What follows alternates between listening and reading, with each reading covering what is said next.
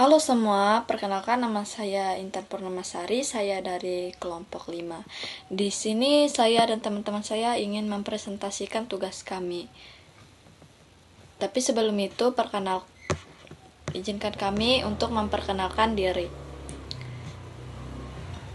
Nama saya Intan Purnamasari, kemudian teman saya Evan Ramadan dan juga Muhammad Iswandaru. Langsung ke materi. Pengertian pendidikan. Pendidikan merupakan usaha secara sadar untuk mewujudkan suatu pewarisan budaya dari satu generasi ke generasi yang lain.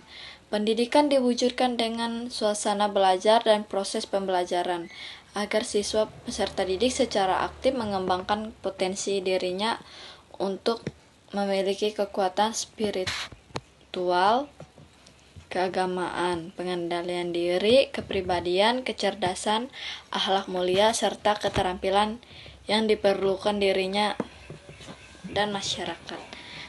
Dalam pengertian yang sederhana dan umum, makna pendidikan sebagai usaha manusia untuk menumbuhkan dan mengembangkan potensi-potensi pembawaan baik jasmani maupun rohani, sesuai dengan nilai-nilai yang ada di dalam masyarakat dan kebudayaan. Dengan kata lain, pendidikan adalah proses proses sadar dan terencana untuk mengembangkan potensi seorang agar memiliki pengetahuan, keterampilan, sikap, serta nilai-nilai yang berguna untuk dirinya dan masyarakat. Dan di slide selanjutnya, tujuan dan fungsi pendidikan nasional yang terdapat dalam pasal 3 Undang-Undang Nomor 20 Tahun 2003 yang berbunyi, pendidikan nasional berfungsi mengembangkan kemampuan dan membentuk watak serta peradaban bangsa yang bermartabat dalam rangka mencerdaskan kehidupan bangsa, bertujuan untuk berkembangnya potensi peserta didik agar menjadi manusia yang beriman dan bertakwa kepada Tuhan Yang Maha Esa, berakhlak mulia, sehat, berilmu, cakap, kreatif, mandiri, dan menjadi warga negara yang demokratis serta tanggung jawab. Dengan kata lain adalah tujuan pendidikan membantu seorang menjadi pribadi yang cerdas, berakhlak, dan mampu hidup mandiri serta berperan aktif dalam kehidupan sosial. Perkenalkan, nama saya Muhammad Iswandaru. Di sini saya akan menjelaskan sejarah pendidikan di Indonesia. Sejarah pendidikan di Indonesia dimulai sejak era kerajaan dengan sistem pendidikan yang terpisah berdasarkan kasta atau agama. Pendidikan formal mulai diperkenalkan oleh kolonial Belanda. Meskipun awalnya bersifat diskriminatif dan melayani kepentingan kolonial, setelah kemerdekaan, pendidikan menjadi prioritas nasional dan berkembang menjadi sistem pendidikan nasional yang lebih modern, serta terus bertransformasi hingga kini sering dengan perubahan teknologi dan reformasi. Selanjutnya, sistem pendidikan di Indonesia. Sistem pendidikan di Indonesia mencakup tingkat pendidikan dasar, menengah, dan tinggi. Pendidikan dasar terdiri dari sekolah dasar, bisa disebut SD, selama 6 tahun, dan sekolah menengah pertama, bisa disebut SMP, selama 3 tahun. Pendidikan menengah terdiri dari sekolah menengah atas, bisa disebut SMA, atau sekolah menengah kejuruan, atau bisa disebut SMK, selama 3 tahun. Pendidikan tinggi mencakup perguruan tinggi dan universitas. Pada tingkat pendidikan dasar dan menengah, kurikulum nasional diterapkan yang mencakup berbagai mata pelajaran seperti matematika, ilmu pengetahuan, bahasa Indonesia, bahasa Inggris, dan sejarah. Selain itu, ada juga pelajaran agama yang disesuaikan dengan keyakinan agama masing-masing siswa. Sekolah-sekolah di Indonesia berada di bawah jurisdiksi Kementerian Pendidikan dan Kebudayaan.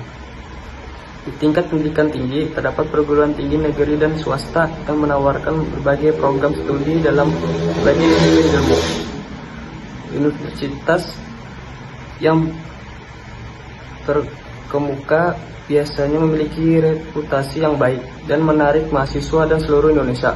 Pendidikan tinggi di Indonesia dikelola oleh Kementerian Pendidikan, Kebudayaan, Riset, dan Teknologi. Selanjutnya, permasalahan pendidikan di Indonesia. Berikut ini adalah beberapa contoh masalah pendidikan yang umum terjadi di Indonesia. 1. Akses terbatas ke pendidikan. 2. Timpangan pendidikan.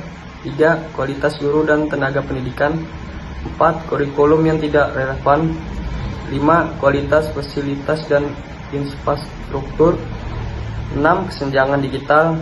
Dan 7. Kualitas ujian dan evaluasi. Oke, baik. Perkenalkan, nama saya Evan Ramadan. Saya akan melanjutkan materi tentang upaya pemerintah dalam meningkatkan pendidikan. Pemerintah Indonesia meningkatkan pendidikan melalui peningkatan kualitas dan pemerataan akses dengan beberapa upaya, seperti peningkatan kesejahteraan guru, perbaikan sarana dan prasarana pendidikan, pengembangan kurikulum dan sistem evaluasi, asesmen nasional, pemberian beasiswa, serta penguatan pendidikan karakter dan digitalitas pendidikan untuk mempersiapkan generasi yang kompetitif.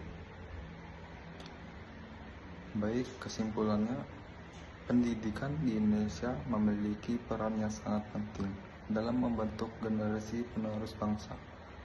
Melalui pendidik, seorang dapat mengembangkan pengetahuan, keterampilan, dan sikap yang berguna bagi dirinya dan masyarakat. Meskipun masih ada berbagai tantangan seperti pemerintah kualitas dan fasilitas, pemerintah terus berupaya memperbaikinya melalui berbagai program seperti kurikulum merdeka dan bantuan pendidikan. Dengan kerjasama antara pemerintah, guru, siswa, dan masyarakat, diharapkan pendidikan di Indonesia dapat semakin maju dan menghasilkan generasi yang cerdas, berakhlak, dan budaya asing tinggi. Mungkin sampai situ presentasi kami. Terima kasih.